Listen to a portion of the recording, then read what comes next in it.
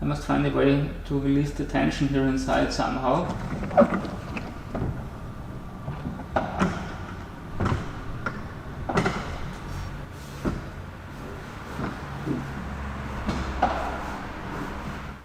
Hello everybody and welcome to day 91 of my Jaguar S-Type restoration project. It's now time to take down the rear subframe, so let's get started. Those who watched last week's episode already know that I had to lower the rear subframe to get the differential out, which required loosening all the bolts. The 4 main bolts on either corner are 15 hex plus 2 smaller ones attaching this bracket to the body.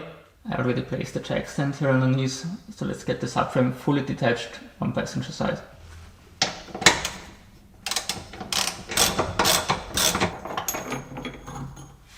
Up to the one here at the front. You will also note that its sibling on driver's side broke.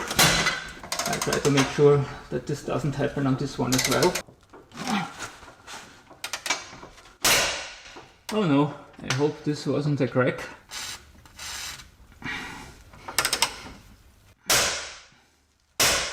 If the threads are the same, then there's quite a lot still inside.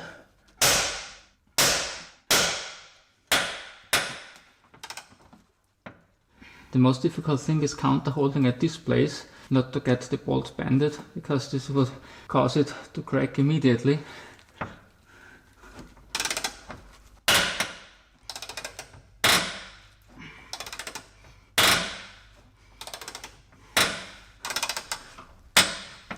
Much less resistance now.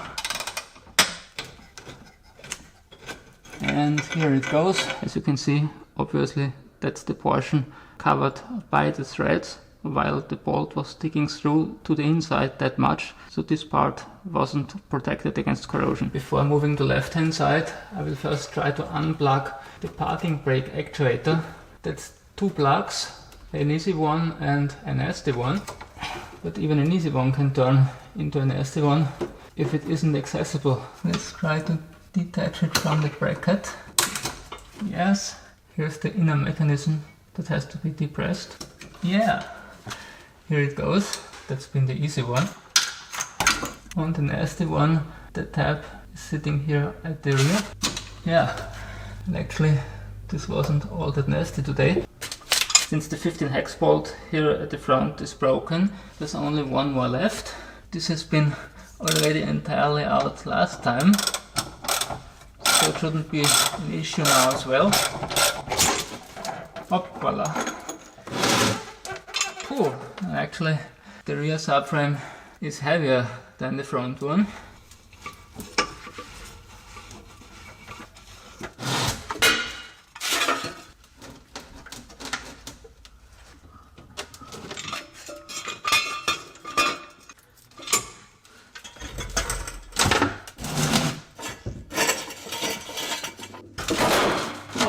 The subframe itself would be a non-issue, but with the brake discs attached, it's a little more complicated.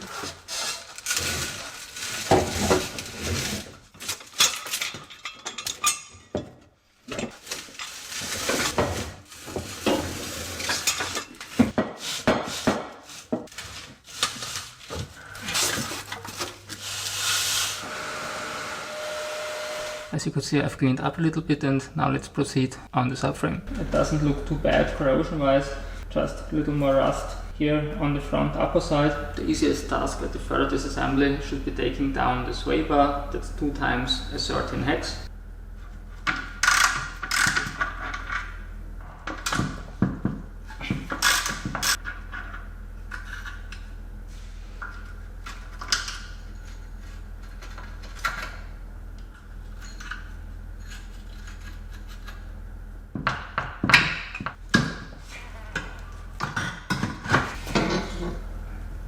Voila. So up to the brake discs, which means up to the parking brake, which means up to the parking brake actuator. I must find a way to release the tension here inside somehow, and the only solution I see is simply removing the motor. It's 4 times a 10mm hex.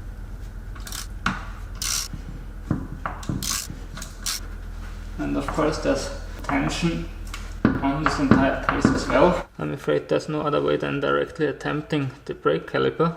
It's a 13 hex as well, but don't try this at home. This works for sure, but I'm afraid of the final snap a little bit.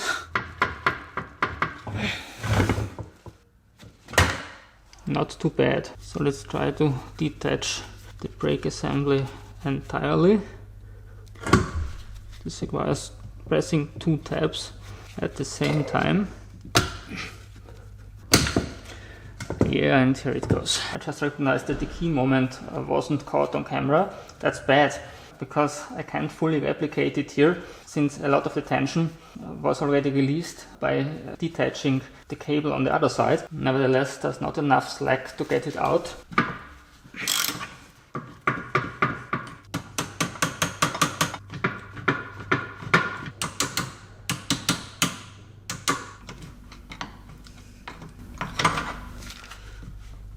Yes, with the subframe turned over, I can now try to remove the parking brake actuator cables. There's rust even inside here, but eventually it comes out.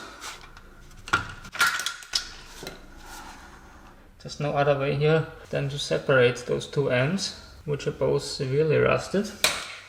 Let's try to pry this apart somehow.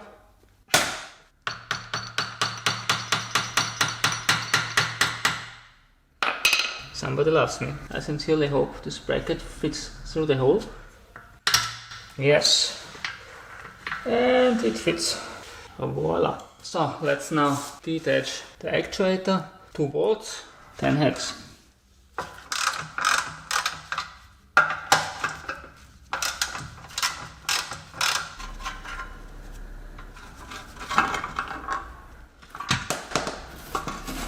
So here's the parking brake motor.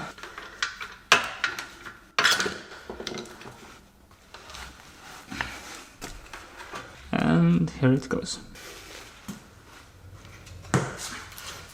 That's it again for today. If you enjoyed the video, you may want to give it a thumbs up, or even better, subscribe. See you back on my channel next week. Goodbye.